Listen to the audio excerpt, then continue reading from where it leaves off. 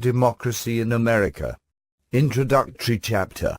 Amongst the novel objects that attracted my attention during my stay in the United States, nothing struck me more forcibly than the general equality of conditions. I readily discovered the prodigious influence which this primary fact exercises on the whole course of society, by giving a certain direction to public opinion, and a certain tenor to the laws, by imparting new maxims to the governing powers, and peculiar habits to the governed. I speedily perceived that the influence of this fact extends far beyond the political character and the laws of the country, and that it has no less empire over civil society than over the government. It creates opinions, engenders sentiments, suggests the ordinary practices of life, and modifies whatever it does not produce. The more I advanced in the study of American society, the more I perceived that the equality of conditions is the fundamental fact from which all others seem to be derived, and the central point at which all my observations constantly terminated. I then turned my thoughts to our own hemisphere, where I imagined that I discerned something analogous to the spectacle which the New World presented to me. I observed that the equality of conditions is daily progressing towards those extreme limits which it seems to have reached in the United States, and that the democracy which governs the American communities appears to be rapidly rising into power in Europe. I hence conceived the idea of the book which is now before the reader.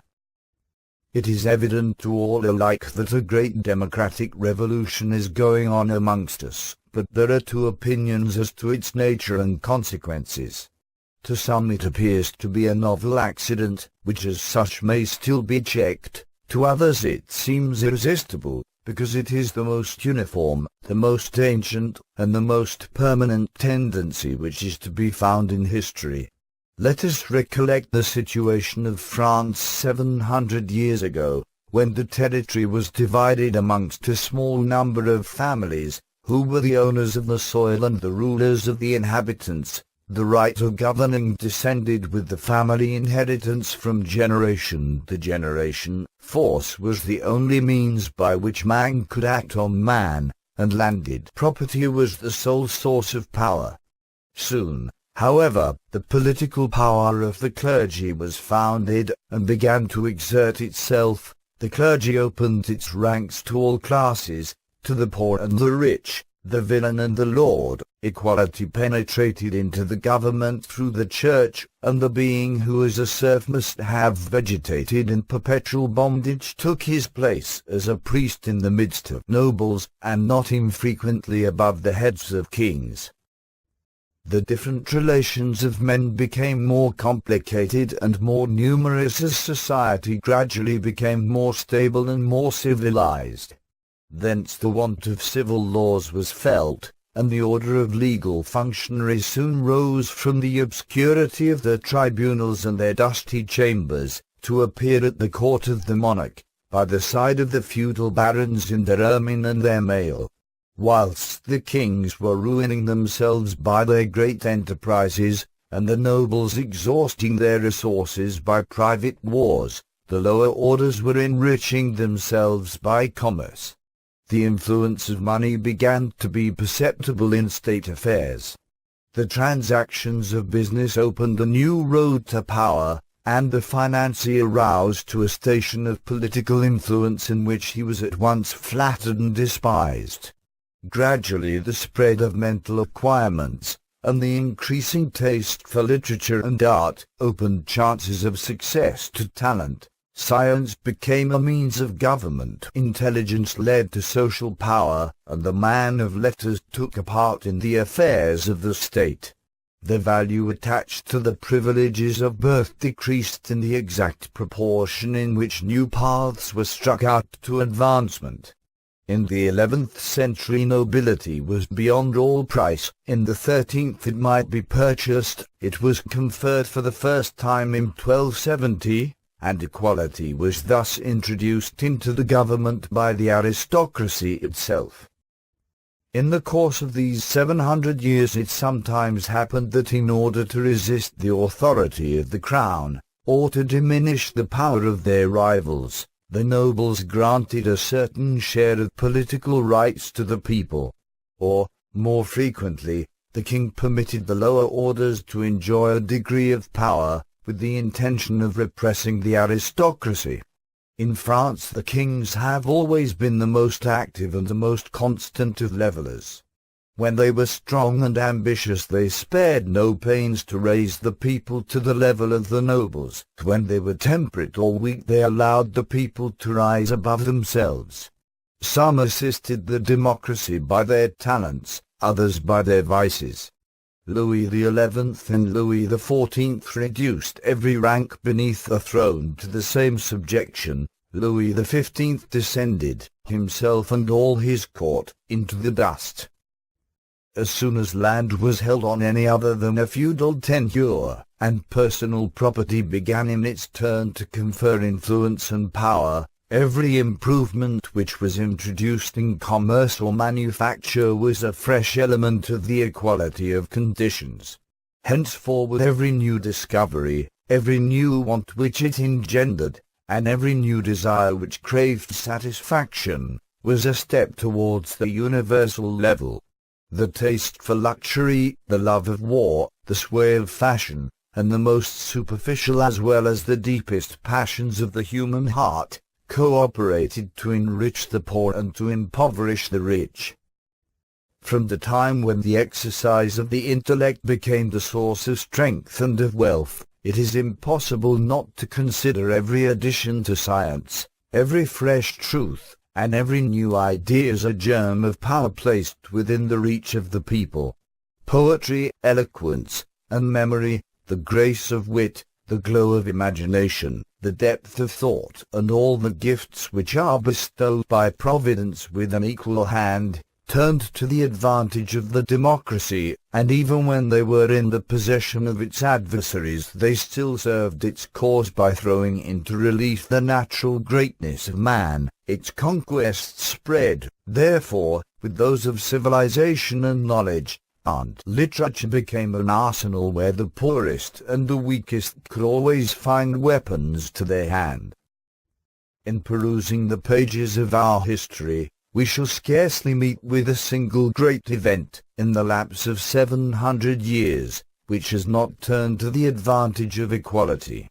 The Crusades and the wars of the English decimated the nobles and divided their possessions. The erection of communities introduced an element of democratic liberty into the bosom of feudal monarchy. The invention of firearms equalized the villain and the noble on the field of battle. Printing opened the same resources to the minds of all classes. The post was organized so as to bring the same information to the door of the poor man's cottage and to the gate of the palace. And Protestantism proclaimed that all men are alike able to find the road to heaven.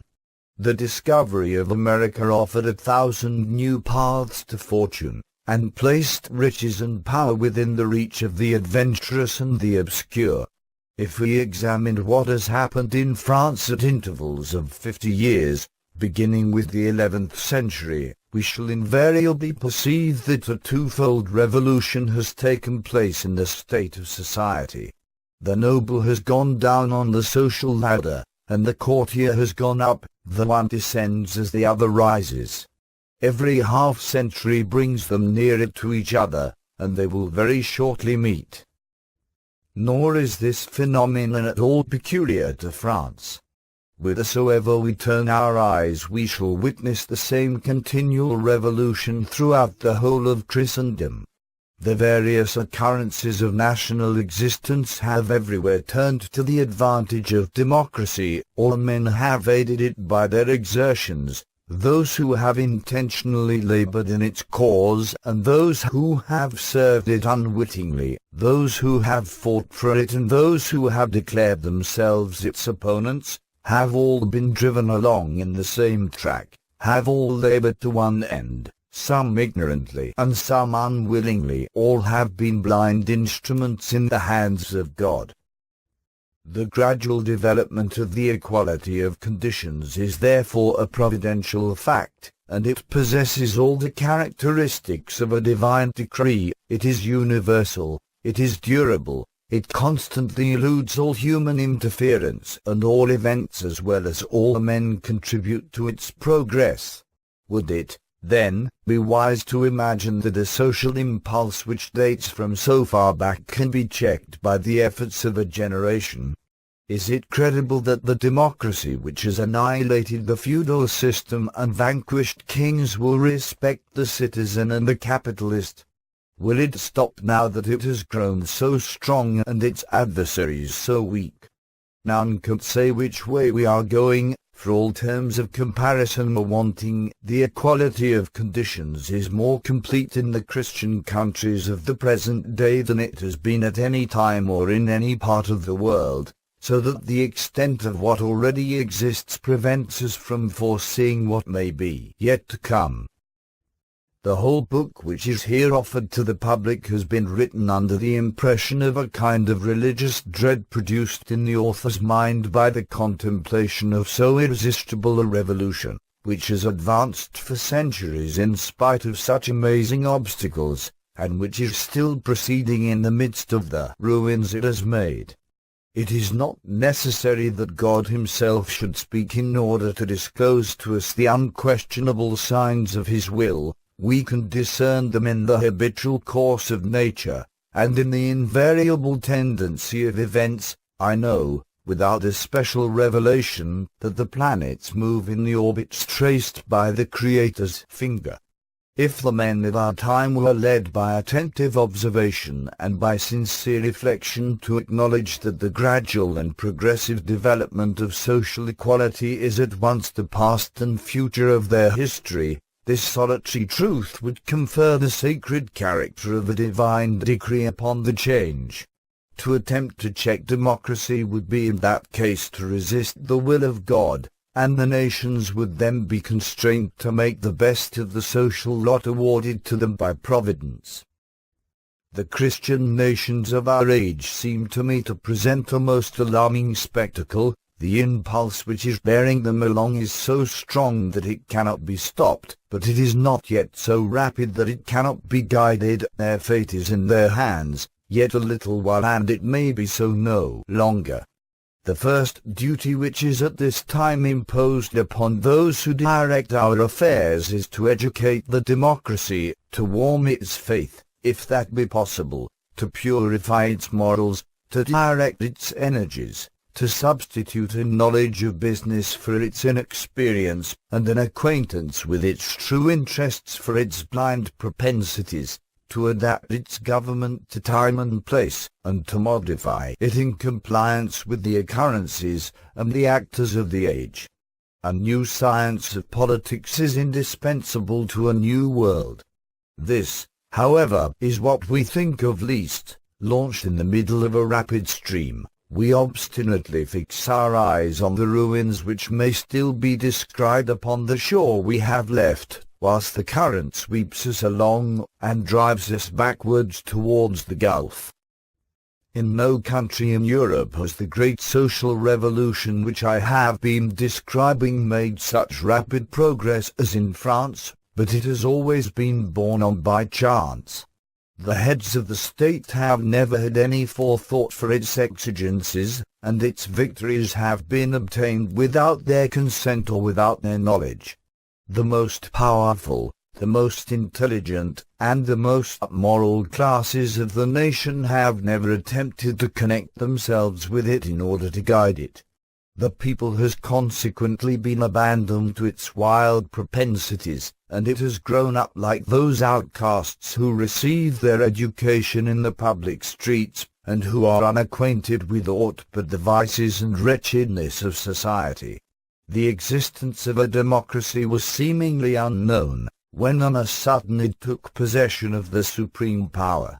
Everything was then submitted to its caprices. It was worshipped as the idol of strength, until, when it was enfeebled by its own excesses, the legislator conceived the rash project of annihilating its power, instead of instructing it and correcting its vices. No attempt was made to fit it to govern, but all were bent on excluding it from the government. The consequence of this has been that the democratic revolution has been effected only in the material parts of society, without that concomitant change in laws, ideas, customs, and manners which was necessary to render such a revolution beneficial.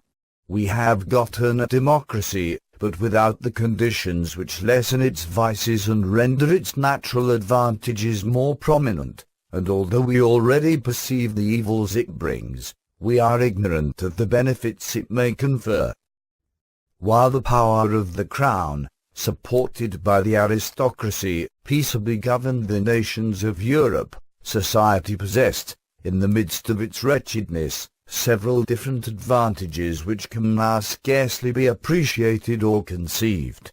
The power of a part of his subjects was an insurmountable barrier to the tyranny of the prince and the monarch, who felt the almost divine character which he enjoyed in the eyes of the multitude, derived a motive for the just use of his power from the respect which he inspired.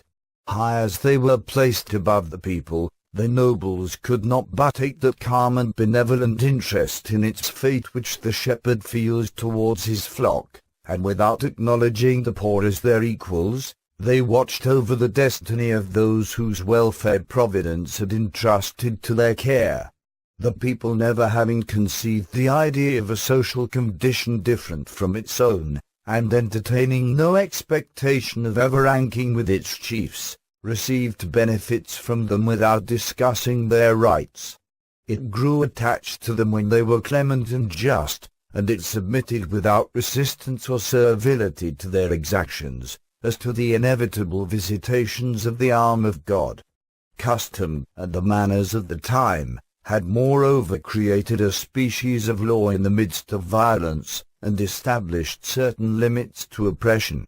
As the noble never suspected that anyone would attempt to deprive him of the privileges which he believed to be legitimate, and as the serf looked upon his own inferiority as a consequence of the immutable order of nature, it is easy to imagine that a mutual exchange of goodwill took place between two classes so differently gifted by fate. Inequality and wretchedness were then to be found in society, but the souls of neither rank of men were degraded.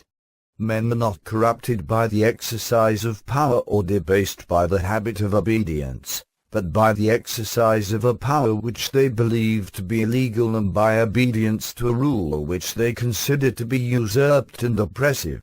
On one side was wealth, strength, and leisure, accompanied by the refinements of luxury, the elegance of taste, the pleasures of wit, and the religion of art.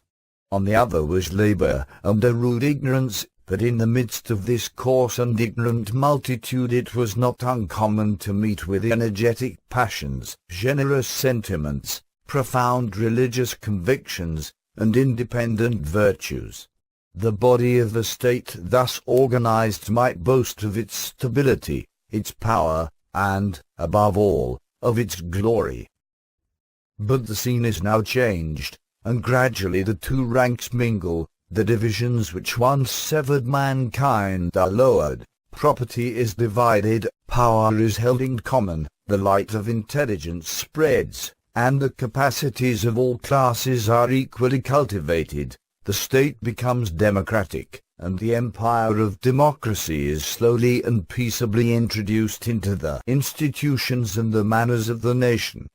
I can conceive a society in which all men would profess an equal attachment and respect for the laws of which they are the common authors, in which the authority of the state would be respected as necessary, though not as divine, and the loyalty of the subject to its chief magistrate would not be a passion, but a quiet and rational persuasion. Every individual being in the possession of rights which he is sure to retain, a kind of manly reliance and reciprocal courtesy would arise between all classes, alike removed from pride and meanness. The people, well acquainted with its true interests, would allow that in order to profit by the advantages of society it is necessary to satisfy its demands. In this state of things the voluntary association of the citizens might supply the individual exertions of the nobles, and the community would be alike protected from anarchy and from oppression. I admit that, in a democratic state thus constituted, society will not be stationary, but the impulses of the social body may be regulated and directed forwards. If there be less splendor than in the halls of an aristocracy, the contrast of misery will be less frequent also, the pleasures of enjoyment may be less excessive, but those of comfort will be the more general, the sciences may be less perfectly cultivated, but ignorance will be less common, the impetuosity of the feelings will be repressed, and the habits of the nation softened. There will be more vices and fewer crimes.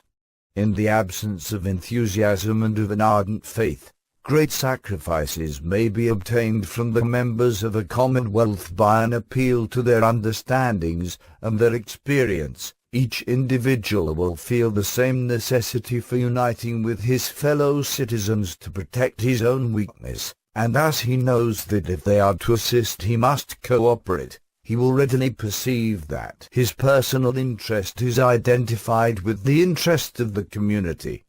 The nation, taken as a whole, will be less brilliant, less glorious, and perhaps less strong, but the majority of the citizens will enjoy a greater degree of prosperity, and the people will remain quiet, not because it despairs of amelioration, but because it is conscious of the advantages of its condition. If all the consequences of this state of things were not good or useful, society would at least have appropriated all such as were useful and good, and having once and forever renounced the social advantages of aristocracy, mankind would enter into possession of all the benefits which democracy can afford. But here it may be asked what we have adopted in the place of those institutions, those ideas, and those customs of our forefathers which we have abandoned. The spell of royalty is broken, but it has not been succeeded by the majesty of the laws. The people has learned to despise all authority, but fear now extorts a larger tribute of obedience than that which was formerly paid by reverence and by love. I perceive that we have destroyed those independent beings which were able to cope with tyranny single-handed, but it is the government that has inherited the privileges of which families, corporations, and individuals have been deprived. The weakness of the whole community has therefore succeeded that influence of a small body of citizens, which, if it was sometimes oppressive, was often conservative. The division of property has lessened the distance which separated the rich from the poor, but it would seem that the nearer they draw to each other, the greater is their mutual hatred, and the more vehement the envy and the dread with which they resist each other's claims to power. The notion of right is alike insensible to both classes, and force affords to both the only argument for the present, and the only guarantee for the future. The poor man retains the prejudices of his forefathers without their faith, and their ignorance without their virtues. He has adopted the doctrine of self-interest as the rule of his actions, without understanding the science which controls it, and his egotism is no less blind than his devotedness was formerly. If society is tranquil, it is not because it relies upon its strength and its well-being, but because it knows its weakness and its infirmities. A single effort may cost it its life. Everybody feels the evil, but no one has courage or energy enough to seek the cure. The desires, the regret, the sorrows, and the joys of the time produce nothing that is visible or permanent, like the passions of old men which terminate in impotence.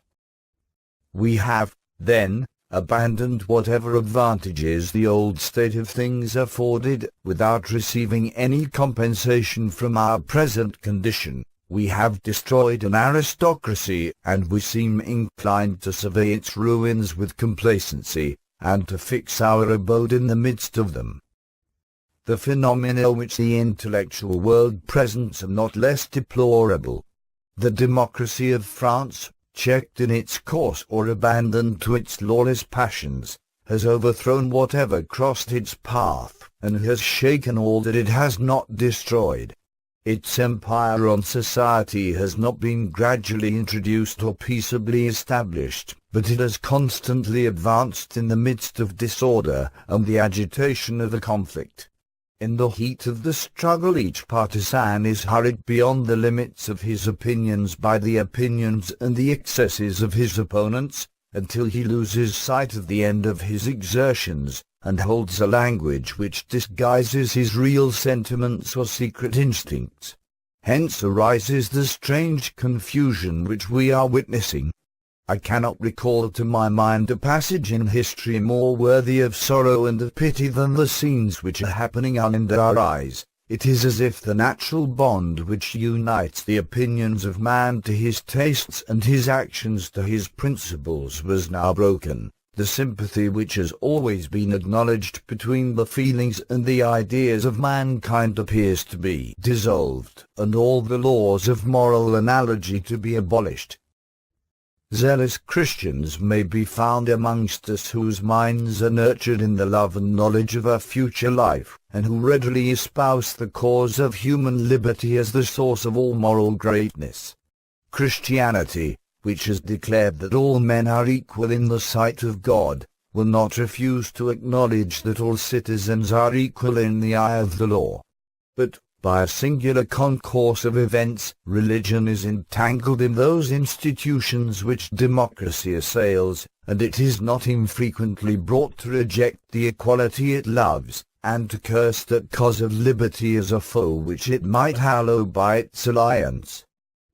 By the side of these religious men I discern others whose looks are turned to the earth more than to heaven. They are the partisans of liberty, not only as the source of the noblest virtues, but more especially as the root of all solid advantages, and they sincerely desire to extend its sway, and to impart its blessings to mankind. It is natural that they should hasten to invoke the assistance of religion, for they must know that liberty cannot be established without morality, nor morality without faith. But they have seen religion in the ranks of their adversaries, and they inquire no further. Some of them attack it openly, and the remainder are afraid to defend it. In former ages slavery has been advocated by the venal and slavish-minded, whilst the independent and the warm-hearted were struggling without hope to save the liberties of mankind. But men of high and generous characters are now to be met with, whose opinions are at variance with their inclinations, and who praise that servility which they have themselves never known. Others, on the contrary, speak in the name of liberty, as if they were able to feel its sanctity and its majesty, and loudly claim for humanity those rights which they have always disowned. There are virtuous and peaceful individuals whose pure morality, quiet habits, affluence, and talents fit them to be the leaders of the surrounding population. Their love of their country is sincere, and they are prepared to make the greatest sacrifices to its welfare, but they confound the abuses of civilization with its benefits, and the idea of evil is inseparable in their minds from that of novelty. Not far from this class is another party, whose object is to materialize mankind, to hit upon what is expedient without heeding what is just, to acquire knowledge without faith, and prosperity apart from virtue, assuming the title of the champions of modern civilization, and placing themselves in a station which they usurp with insolence, and from which they are driven by their own unworthiness. Where are we then? The religionists are the enemies of liberty, and the friends of liberty attack religion. The high-minded and the noble advocate subjection, and the meanest and most servile minds preach independence. Honest and enlightened citizens are opposed to all progress, whilst men without patriotism and without principles are the apostles of civilization and of intelligence. Has such been the fate of the centuries which have preceded our own? And has man always inhabited a world like the present, where nothing is linked together, where virtue is without genius, and genius without honor, where the love of order is confounded with a taste for oppression, and the holy rights of freedom with the contempt of law, where the light thrown by conscience on human actions is dimmed, and where nothing seems to be any longer forbidden or allowed, honorable or shameful, false or true.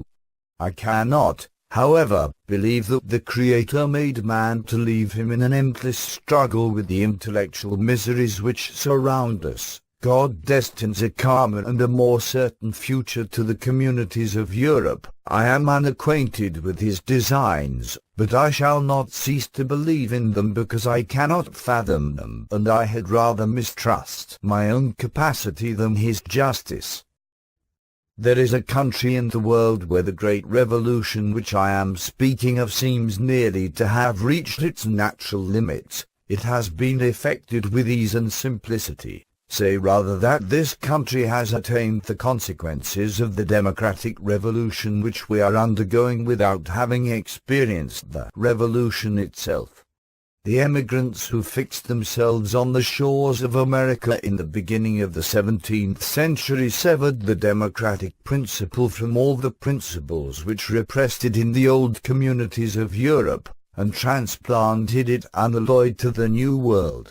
It has there been allowed to spread in perfect freedom, and to put forth its consequences in the laws by influencing the manners of the country. It appears to me beyond a doubt that sooner or later we shall arrive, like the Americans, at an almost complete equality of conditions. But I do not conclude from this that we shall ever be necessarily led to draw the same political consequences which the Americans have derived from a similar social organization. I am far from supposing that they have chosen the only form of government which a democracy may adopt, but the identity of the efficient cause of laws and manners in the two countries is sufficient to account for the immense interest we have in becoming acquainted with its effects in each of them. It is not, then, merely to satisfy a legitimate curiosity that I have examined America. My wish has been to find instruction by which we may ourselves profit. Whoever should imagine that I have intended to write a panegyric will perceive that such was not my design, nor has it been my object to advocate any form of government in particular, for I am of opinion that absolute excellence is rarely to be found in any legislation. I have not even affected to discuss whether the social revolution, which I believe to be irresistible, is advantageous or prejudicial to mankind. I have acknowledged this revolution as a fact already accomplished or on the eve of its accomplishment, and I have selected the nation, from amongst those which have undergone it, in which its development has been the most peaceful and the most complete, in order to discern its natural consequences, and, if it be possible, to distinguish the means by which it may be rendered profitable. I confess that in America I saw more than America. I sought the image of democracy itself, with its inclinations, its character, its prejudices, and its passions, in order to learn what we have to fear or to hope from its progress. In the first part of this work I have attempted to show the tendency given to the laws by the democracy of America, which is abandoned almost without restraint to its instinctive propensities, and to exhibit the course it prescribes to the government and the influence it exercises on affairs. I have sought to discover the evils and the advantages which it produces. I have examined the precautions used by the Americans to direct it, as well as those which they have not adopted, and I have undertaken to point out the causes which enable it to govern society. I do not know whether I have succeeded in making known what I saw in America, but I am certain that such has been my sincere desire, and that I have never, knowingly, molded facts to ideas instead of ideas to facts. Whenever a point could be established by the aid of written documents, I have had recourse to the original text, and to the most authentic and approved works. I have cited my authorities in the notes, and anyone may refer to them. Whenever an opinion, a political custom, or a remark on the manners of the country was concerned, I endeavored to consult the most enlightened men I met with. If the point in question was important or doubtful, I was not satisfied with one testimony, but I formed my opinion on the evidence of several witnesses. Here the reader must necessarily believe me upon my word. I could frequently have quoted names which are either known to him, or which deserve to be so, in proof of what I advance, but I have carefully abstained from this practice. A stranger frequently hears important truths at the fireside of his host, which the latter would perhaps conceal from the ear of friendship. He consoles himself with his guest for the silence to which he is restricted, and the shortness of the traveller's stay takes away all fear of his indiscretion.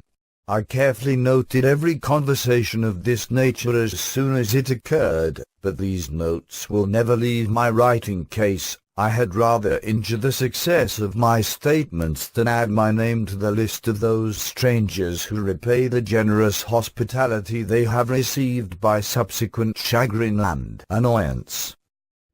I am aware that, notwithstanding my care, nothing will be easier than to criticize this book, if anyone ever chooses to criticize it.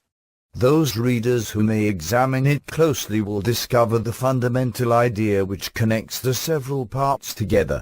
But the diversity of the subjects I have had to treat is exceedingly great, and it will not be difficult to oppose an isolated fact to the body of facts which I quote, or an isolated idea to the body of ideas I put forth.